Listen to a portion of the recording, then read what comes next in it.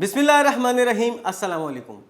मेरी जानिब से और पाक गोल्ड मीडिया की पूरी टीम की जानिब से आप तमाम नाज़रीन और सामाईन की खिदमत में ईद मुबारक अर्ज़ है। उम्मीद करता हूँ आप तमाम नाज़रीन और सामाईन खैर वाफियत से होंगे। नाज़रीन, कुछ बहुत बड़ी ख़बरें मंजर से सामने आ रही हैं और इस वक्त यमनी हौसियों ने फ़लस्तीनियों को ईद का तोहफ़ा पेश कर दिया है और इस वक्त एक ताज़ा तरीन हमले के अंदर 4 जहाज़ों को 24 घंटे के अंदर निशाना बनाया गया है। कौन कौन से जहाज़ हैं, इन पर इस वीडियो में बात करते चलेंगे। इसके साथ आपको ये बताएंगे कि अब इसराइली फॉरेन मिनिस्टर का एक बयान सामने आया है और उसमें ये बात की जा रही है कि अगर ईरान इसराइल पर डायरेक्ट हमला करता है तो फिर इसराइल ईरान को डायरेक्ट यानी तेहरान में हमला करने का मजाज है और तेहरान पे फिर वो इसराइल हमला करेगा। अब इस हवाले से जो ईरान का बयान सामने आ रहा है, अगर ईरान पर हमला किया जाता है तो फिर ईरान इसराइली एटमी तनसीबात को निशाना बनाने की सलाहियत एक तो रखता है, ये बयान सामने आया है, और दूसरी तरफ कितने देर में ये निशाना इस ईरान लगाने की सलाहियत रखता है, इसके ऊपर एक बयान आ रहा है, इस पर बात करते चलेंगे। इसके साथ आपको ये बताएंगे कि बहुत सारी बातें हो रही हैं इसराइल में, ये बातें की जा रही हैं कि हम इस वक्त पूरा हमारा जो एयर डिफेंस सिस्टम है उसको हमने फ़ाल कर दिया है और दूसरी जानिब अपनी पूरी एयर स्पेस जो है उसको एक तरह से जैम कर दिया है, उसका GPS जैम कर दिया है। अब इसके ऊपर ईरानी पासदारान इनकलाब की जो एयरफोर्स ब्रिगेड है, एयरफोर्स उनका जो इदारा है, उसका एक बयान सामने आ रहा है और ये बयान भी इसी से मुताल्लिक़ है, इसके ऊपर बात करते चलेंगे। अब इसके साथ साथ ईरान का एक बहुत ज़बरदस्त मूव सामने आ रहा है और चीज़ें अब इस तरह एस्केलेट हो रही हैं कि जो ईरानी फॉरेन मिनिस्टर है हुसैन अब्दुल्लाहियान,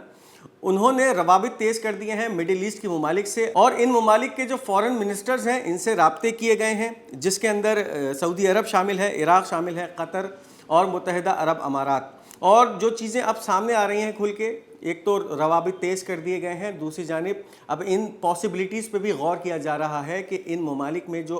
अमरीकी अड्डे हैं या अमरीकी बेसिस हैं उनके हवाले से अब आगे का क्या लाहेअमल होगा, तो इसके ऊपर भी हम बात करते चलेंगे इस वीडियो में। अब इसके साथ एक बहुत अंधोनाक और गमगीन खबर है जो कि गज़ा, सेंट्रल गज़ा से सामने आई और इस वक्त जो हमास के पॉलिटिकल ब्यूरो हेड हैं इस्माइल हानिया, उनके 3 बेटों की शहादत हुई है। एक इसराइली एयर रेड के अंदर एक गाड़ी को निशाना बनाया गया है और जिसके अंदर ये शहादत सामने आई है। क्या अहवाल है इसका और इस हमले के बाद फिर कौन कौन से ममालिक के सरबराहान की तरफ से और किन तंजीमों की तरफ से इस्माइल हानिया को ताज़ियती पैगामात भेजे गए हैं, इसको भी शामिल करते चलेंगे। इसके साथ अल-क़स्साम ब्रिगेड और मुजाहिदीन ब्रिगेड के साथ साथ अल-क़ुद्स ब्रिगेड की कुछ कार्रवाइयाँ हैं वो शामिल करते चलेंगे। एक तरफ तो गज़ा स्ट्रिप से कुछ खबरें सामने आ रही हैं और इसके साथ साथ वेस्ट बैंक या मगरिबी किनारे से जो अब खबरें सामने आ रही हैं इसको भी शामिल करते चलेंगे। साथ साथ आपको ये बताएंगे कि इस वक्त जो इराक़ी रेजिस्टेंस फाइटर्स हैं उनकी जानिब से 3 हमले किए गए हैं और इन 3 हमलों के अंदर अहम इसराइली तनसीबात को ड्रोन से निशाना बनाया गया है। कौन कौन सी तनसीबात हैं और क्या हमले किए गए हैं, इसको भी इस वीडियो में शामिल करेंगे। आखिर में एक इसराइली मीडिया है जो कि इस 6 महीने की जंग के हवाले से ख़बर दे रहा है। क्या ख़बर है, इसके बारे में भी इस वीडियो में बात करते चलेंगे। तो अगर अब तक आपने हमारे इस चैनल पाक गोल्ड मीडिया को सब्सक्राइब नहीं किया तो इस चैनल को सब्सक्राइब कीजिए ताकि आने वाली तमाम वीडियोस आप तक पहुंच सकें। इस वीडियो को लाइक कीजिए, शेयर कीजिए और कमेंट्स में अपनी कीमती आरा का इजहार ज़रूर कीजिए। नाज़रीन, एक बहुत बड़ी कार्रवाई है, 24 घंटों के अंदर हौसियों की तरफ से ये कार्रवाई की गई है और ये कार्रवाई काफ़ी अरसे के बाद खलीज अदन के इलाके में देखने में आई है, जिसके अंदर 4 जहाज़ों को निशाना बनाया गया है। एक तरफ तो 2 इसराइली कंटेनर शिप्स हैं और इसके साथ साथ एक अमरीकी कार्गो जहाज़, ऐसा कार्गो जहाज़ जो कि अमरीकी फ़ौज के लिए साजो सामान ले जाने के अंदर मशहूर है, उसको निशाना बनाया गया है और इसी के साथ साथ एक अमरीकी वॉरशिप को भी निशाना बनाया है। ये तमाम कार्रवाइयाँ खलीज अदन में की हैं हौसियों ने। अब इसका क्या अहवाल है, आइए देखते हैं। Yemen arm forces we targeted 4 Israeli and American ships including a worship with a number of suitable naval missiles and drones. अब 4 कार्रवाइयाँ हैं, इन चारों कार्रवाइयों के अंदर नेवल बैलिस्टिक मिसाइलों का इस्तेमाल किया। इसी के साथ साथ यमन मुतअद्दिद जितनी भी कार्रवाइयाँ करता आ रहा है उसमें जो देखने में चीज़ सामने आ रही है, ड्रोन्स का इस्तेमाल जो है अब बहुत ज़्यादा किया जा रहा है। ऐसे ड्रोन्स जो अपने हदफ को निशाना बनाने के बाद तबाह हो जाते हैं, ऐसे ड्रोन्स का जो है इस हमले में भी इस्तेमाल किया गया है। अब इसके अंदर 2 जहाज़ हैं जो कि कंटेनर शिप्स हैं और इसराइल से ताल्लुक़ रखते हैं। एक जहाज़ का नाम सामने आ रहा है MS डार्विन,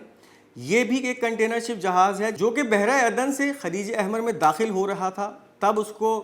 نیول میزائلوں کے ذریعے نشانہ بنایا یمنی حوثیوں نے، اور اسی کے ساتھ ساتھ ایک اور کارروائی کی گئی ایم ایس سی جینا نامی ایک کنٹینر شپ پر ہی جو کہ اسرائیل سے تعلق رکھتا تھا، اور یہ تمام وہ جہاز تھے جو کہ اسرائیلی آکوپائڈ پورٹس کے اوپر سامان لے کے جا رہے تھے۔ تو ان کو نشانہ بنایا ہے یمنی حوثیوں نے، اور یہ دونوں کارروائیاں یمنی بیلسٹک میزائلوں کے ذریعے کی گئیں، پھر جن سے ان جہازوں کو خاطر خواہ نقصان بھی پہنچا، اور اس کے بعد ان جہازوں نے اپنا روٹ تبدیل کر لیا۔ اب اس کے ساتھ ایک اور کارروائی بھی خلیج عدن میں ہی دیکھنے میں سامنے آئی، جب ایک امریکی کارگو جہاز کو نشانہ بنایا گیا میرسک یارک ٹاؤن نامی، اور یہ جہاز مشہور ہے ان تمام جتنی بھی لاجسٹک سپورٹ فراہم کرتا ہے یو ایس نیوی کو، یو ایس آرمی کو، یعنی یو ایس آرمی کے لیے جو سامان لے جانے والا جہاز ہے یہ سمجھا جاتا ہے۔ اس کو پھر یمنی حوثیوں نے خلیج عدن میں ہی نشانہ بنایا۔ اب اس جہاز کی حفاظت پہ مامور جو ایک امریکی وار شپ یا وار ڈسٹرائر تھا جو اس کی حفاظت کر رہا تھا اس پورے خطے کے اندر، یعنی جب یہ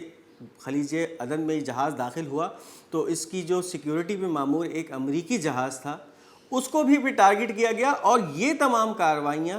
ڈرون سے کی گئیں۔ یمنی armed forces we targeted and American warships with a number of drones. متعدد تعداد میں یہ ڈرونز عدن سے داغے جاتے ہیں، یمن کے علاقے عدن سے، اور ان کا جو ہدف ہوتا ہے وہ امریکی جہاز ہوتا ہے، یہ امریکی وار شپ ہوتا ہے جو کہ اس وقت اس میرسک یارک ٹاؤن نامی جہاز کی حفاظت کر رہا ہوتا ہے، اس کو سیکورٹی فراہم کر رہا ہوتا ہے، اور پھر اس حملے کے نتیجے میں یہ جو متعدد ڈرونز اس کے اوپر داغے جاتے ہیں، اس کے نتیجے میں اس جہاز کو بھی خاطر خواہ نقصان پہنچتا ہے۔ کچھ انٹرسیپٹ کر دیے جاتے ہیں ڈرونز اس جہاز کی طرف سے، لیکن کچھ ڈرونز پھر بھی اس جہاز کے نزدیک پراکسیمیٹی میں جا کر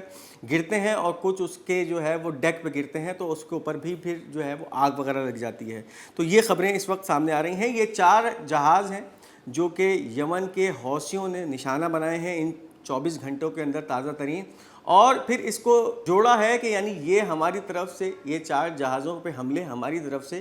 فلسطینیوں کے لیے عید کا تحفہ ہیں۔ یہ تمام کارروائی عید کے دن یعنی پہلی شوال المکرم کو کی گئیں، اور پھر اس کا جو ہے وہ اظہار یمنی فوج کے ترجمان بریگیڈیئر جنرل یحییٰ سری نے ایک آفیشیل بیان کے ذریعے پوری دنیا پہ واضح کر دیا۔ تو اب یہ 4 کارروائیاں ہیں جو اس وقت یمنی آرم فورسز یعنی حوثیوں کی خلیج عدن سے سامنے آ رہی ہیں۔ اب آپ کو اس کے ساتھ یہ بتاتے چلیں کہ اس وقت جو ایران اور اسرائیل کا معاملہ ہے وہ کافی جو ہے وہ گرمی پکڑتا جا رہا ہے، اس میں کافی شدت آتی جا رہی ہے۔ Israeli foreign minister warns if Iran attack on us from its territory we will attack Tehran. Iran says if the Israel attacks on Iran's nuclear facilities then we will strike Israel's Dimona nuclear facility in 6 minutes۔ اب اسرائیلی foreign minister یا وزیر خارجہ کا ایک بیان ہے، اور اس میں یہی کہا جا رہا ہے کہ اگر ایران اسرائیل پر اپنی سرزمین سے حملہ کرتا ہے تو پھر اسرائیل بھی ایران کے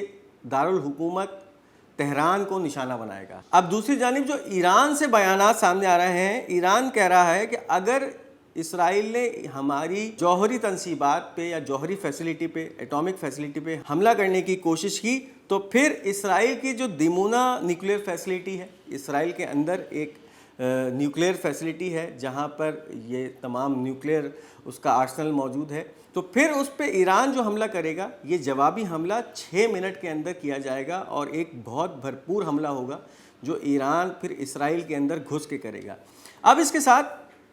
اسرائیل سے یہ باتیں آ رہی تھیں کہ اگر ایران پاسبلی کوئی اٹیک کرتا ہے تو ہم اپنی پوری ایئر اسپیس کو جیم کر دیں گے، وہاں پہ سارے سگنلز جیم کر دیے جائیں گے، اور تمام جی پی ایس کی فیسلٹیز کو لاک کر دیا جائے گا، یعنی جیم کر دیا جائے گا۔ اس کے اوپر ایرانی پاسداران کی ایئر فورس کا ایک بیان سامنے آیا ہے، our missiles manufactured in the past 12 years do not use a G P S system.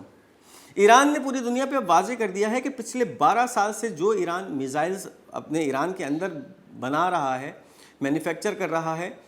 وہ تمام ایسے میزائلز ہیں جو کہ جی پی ایس ٹیکنالوجی کا استعمال ہی نہیں کرتے، کہ پھر اگر اسرائیل کی طرف سے یہ تمام سگنلز یا جی پی ایس سگنلز جیم بھی کر دیے جاتے ہیں تب بھی ان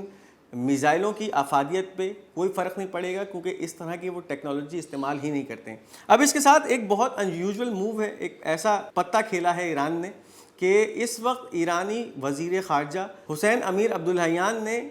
سعودی عرب سے، عراق سے اور قطر اور اس کے ساتھ ساتھ متحدہ عرب امارات کے وزارت خارجہ سے جو ہے وہ رابطے شروع کر دیے ہیں اور بہت تیزی سے یہ رابطے ہو رہے ہیں، اور ان تمام جو چیزیں ہیں اس کا جو احوال ہے وہ اس خبر میں ہے۔ In an unusual move just now, Iran foreign minister held talks with the foreign ministers of Iraq, Saudi Arabia, Qatar and the United Arab Emirates at the time when the prospect of regional war is growing. It is likely that they discussed the presence of US bases in some of these countries and that it could become a potential target. اب ایرانی وزیر خارجہ نے ان تمام عرب ممالک کے فورن ministers ہیں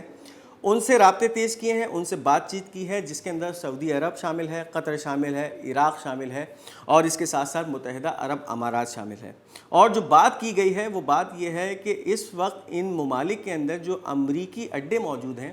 اگر ایران اسرائیل پہ حملہ کرتا ہے تو پھر کیا یہ اڈے استعمال ہوں گے ایران کے خلاف، اور اگر ان ممالک سے یہ امریکی اڈے ایران کے خلاف استعمال ہوتے ہیں تو پھر ایران ان ملکوں کے اندر ان امریکی اڈوں پہ حملے کر سکتا ہے۔ تو اس کے بارے میں جو ہے اس وقت بات چل رہی ہے اور ان تمام ممالک کے جو فورن منسٹرز ہیں ان کو اعتماد میں لیا جا رہا ہے، ان سے باتیں کی جا رہی ہیں۔ اب اس کے ساتھ ایک بہت ہی اندوناک خبر ہے، غزہ کے سینٹرل سے سامنے آ رہی ہے، سینٹرل غزہ اسٹرپ سے سامنے آ رہی ہے، جہاں اسرائیلی ایئر ریڈ کے نتیجے میں ایک گاڑی کو نشانہ بنایا جاتا ہے اور اس گاڑی کے اندر 5 افراد شہید ہو جاتے ہیں۔ اس کے بعد جب ان کی شناخت ہوتی ہے تو شناخت یہ سامنے آتی ہے کہ اس وقت حماس کے پولیٹیکل بیورو ہیڈ یا جو چیف ہیں اسماعیل ہانیہ، ایک سینئر لیڈر ہیں حماس کے، ان کے 3 لڑکوں کو، ان کے 3 بیٹوں کو نشانہ بنایا جاتا ہے اس ایئر ریڈ کے اندر، اور اس کے ساتھ ساتھ ان کے ایک پوتے کو اور ایک پوتی کو نشانہ بنایا جاتا ہے۔ اب جو خبر ہے، the government office in Gaza occupation army committed a massacre against the Haniyeh family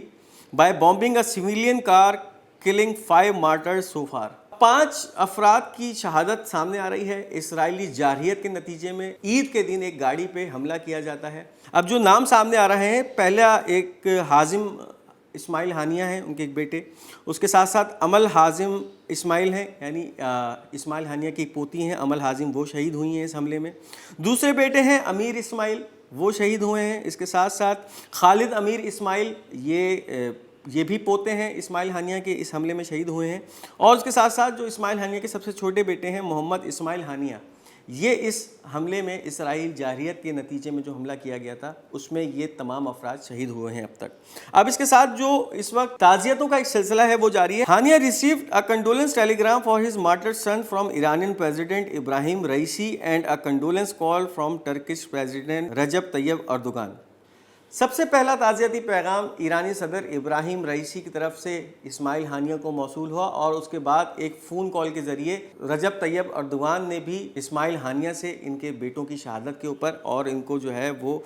تعزیتی پیغام بھیجے۔ اب اس کے ساتھ القسام بریگیڈ کی ایک کارروائی ہے۔ Al Qassam brigade announces the destruction of headquarters of Israelis Nahal brigade operating in the Netzarim axis with heavy caliber mortar shells. Nahal brigade اسرائیلی فوج کا ایک بریگیڈ ہے، اس کے ایک ہیڈ کوارٹر کو نشانہ بنایا ہے القسام بریگیڈ نے۔ مورٹر شیلز داغے گئے ہیں سینکڑوں کی تعداد میں اس جگہ پہ نیٹ نظام ایکسس کے اوپر، اور ایک بھرپور حملے کے اندر اس اسرائیلی فوج کے نہال بریگیڈ کے ہیڈ کوارٹر کو نشانہ بنایا ہے۔ اب اس کے ساتھ مجاہدین بریگیڈ کی ایک کارروائی ہے۔ اور مجاہدین targeted an Israeli war plane with SAM 7 missile west of Gaza city. مجاہدین بریگیڈ نے بھی اسی طرح کی کارروائی کی اور اس کے اندر سیم 7 میزائل استعمال کی۔ اب آپ یہ اندازہ لگائیے کہ سیم 7 میزائل مجاہدین کے ہاتھ کیسے لگا۔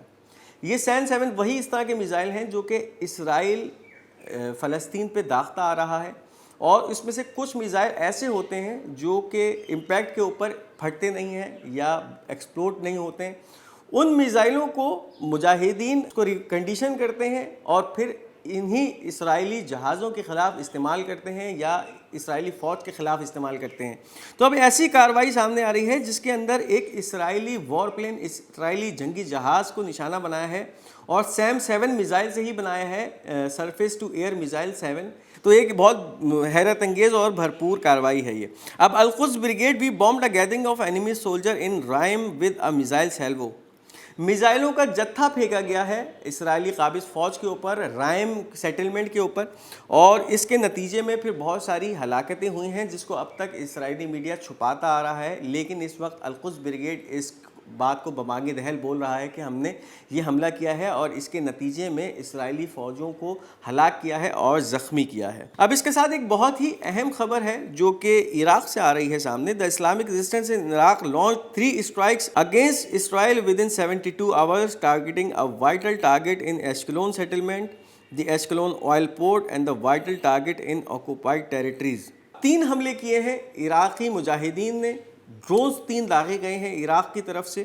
اور ان کا جو نشانہ تھا ایک طرف تو ایشکلون کے اندر جو قابض رہائشی علاقے تھے